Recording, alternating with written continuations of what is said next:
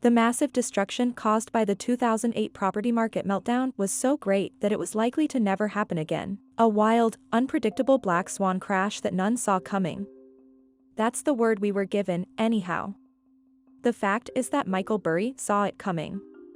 Yes, but also by a great deal more. The red flags were waving in the face of everyone who cared to look for them.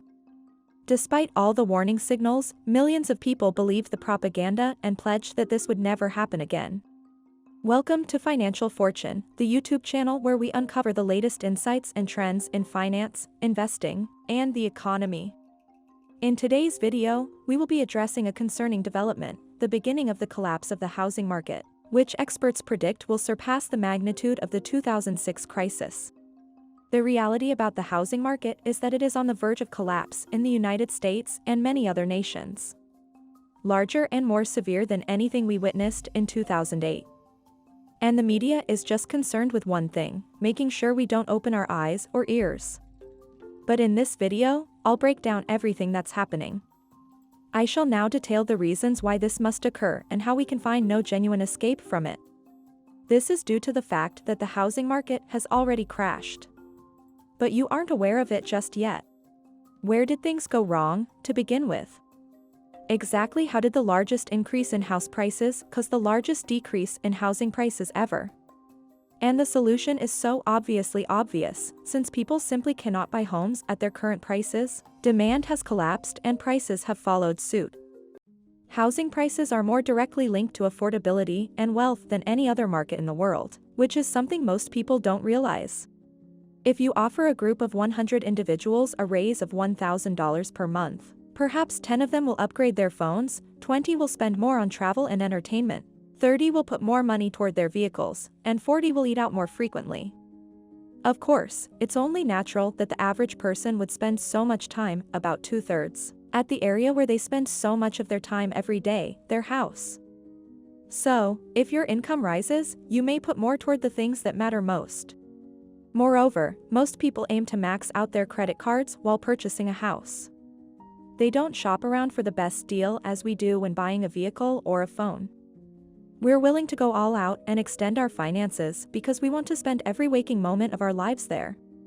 After all, in 30 years, you'll have paid off the mortgage and now have a sizable asset to your name, so it's a no-brainer. However, this also implies that home values are constantly at or near their maximum, with very little space to expand until either incomes or debt levels rise. So, what occurs if the cost of borrowing increases? When interest rates rise from 0 to 5% or more, what will happen? Or, folks who could previously afford a $500,000 house can now only afford a $300,000 house. This occurs regardless of the available funds.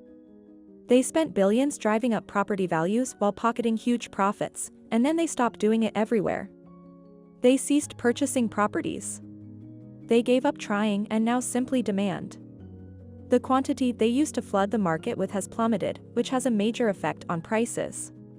We are all aware of BlackRock and Blackstone and the political pressure that led them to cease their home buying shenanigans, and the ensuing tremendous outcry.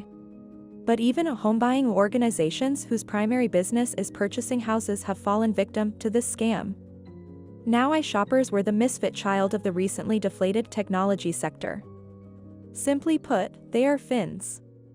They purchase houses, fix them up, and then sell them at a profit. However, they desired a share of the lucrative venture capital money. So, they sought to introduce technology into the sector with the mistaken belief that doing so would boost profits and enable them to expand. However, in the end, it was a complete and utter failure, and these companies were literally losing billions of dollars annually buying up homes to try to sell them later. This was because it was extremely difficult to manage 10,000 contractors working on 10,000 different homes at the same time, and because the algorithms for buying and selling the homes weren't nearly as efficient as they needed to be. That's why those who were just buying houses to flip them stopped doing so. It all started with Zillow, which stopped using them about 2 years ago. Soon, their rivals joined in, and today hundreds of thousands of houses that were being purchased by these companies are lying empty on the market, bringing down housing prices. We may have seen the last of 2022's volatility between 2023, which could give way to an equally frustrating period of stagnation. But the truth is that this housing market crash has been staring us in the face for a long time, and to everyone paying attention, it has been blindingly obvious for that time too. The Federal Reserve has increased interest rates 10 times, which has increased the cost of borrowing money and kept core inflation high. Even though Charlie Munger has publicly said that much U.S. real estate is no longer good, and home and commercial sales are expected to fall further, there are still possibilities to avoid volatility and maybe increase wealth. The plain fact is that there aren't enough individuals able to pay today's property prices. Something has to give with interest rates being what they are. Because demand is so low at current prices, property values will continue to decline until supply catches up with demand. And at this rate, costs will drop significantly for a variety of reasons. Simply put, we have only scratched the surface of the housing market's woes by discussing how inflation has eroded the purchasing power of millions of Americans and how interest rate hikes have made debt more expensive than at any time in decades. The fact that student loan payments have been suspended for over 3 years is just one example of the numerous looming issues that threaten to compound the current crisis. Since the beginning of COVID 3 years ago, students have not had to make payments on their student loans or pay any interest. Millions of Americans have ignored them, pretended they don't exist, and acted as if they wouldn't have to be repaid if they didn't over the past 3 years. However, that is not the case. Repayments are due within a few months, as the allotted period is rapidly running out. You may be thinking that this isn't really that significant. Perhaps the problem of student debt is exaggerated, and it won't have any real effect on the economy. But alas, that is only wishful thinking. There were 43.5 million people in the United States in 2022 who owed money on a federal student loan. From there, we can be confident that the current figure is considerably greater, and we also know that the average monthly payment on this debt was $400 in 2020, when interest rates were 5 times lower than they are now. This means we may expect them to be considerably greater than that. But let's be nice and pretend that $400 is where these 44 million Americans' monthly payments will stay for the foreseeable future. Is it possible for them to pay the debt plus an extra $400 every month? The most recent statistics available are from January of this year, and they show that 60% of persons in the United States are living paycheck to paycheck.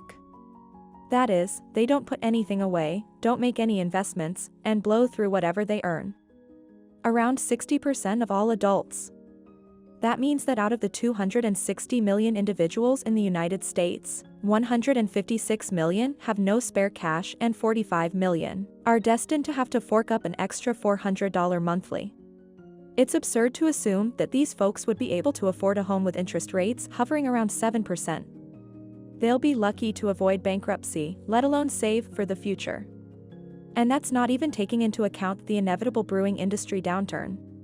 This is the same Federal Reserve that said money printing wouldn't cause inflation, then said there was no inflation at all, then said inflation was just temporary and transitory, and then said inflation was good for us, before they finally admitted fault and said there might not be any more rate hikes. How are we meant to trust them when they declare inflation is gone after 2 years of complete and utter failure, when core inflation data has stopped decreasing and is comfortably resting at 5% annualized rates, with no indication of it going any further? The housing market is, in a very real sense, a people's market.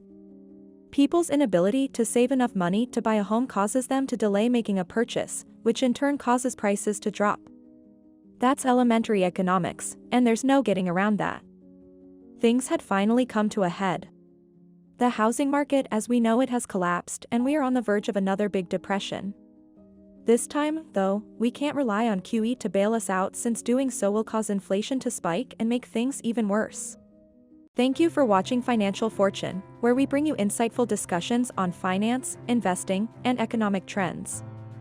We hope you found this video on the beginning of the collapse of the housing market, exceeding the magnitude of the 2006 crisis, thought-provoking. If you enjoyed this content, please give us a thumbs up and subscribe to our channel for more engaging videos. Stay tuned for future updates and analyses on the ever-evolving landscape of finance and economic trends.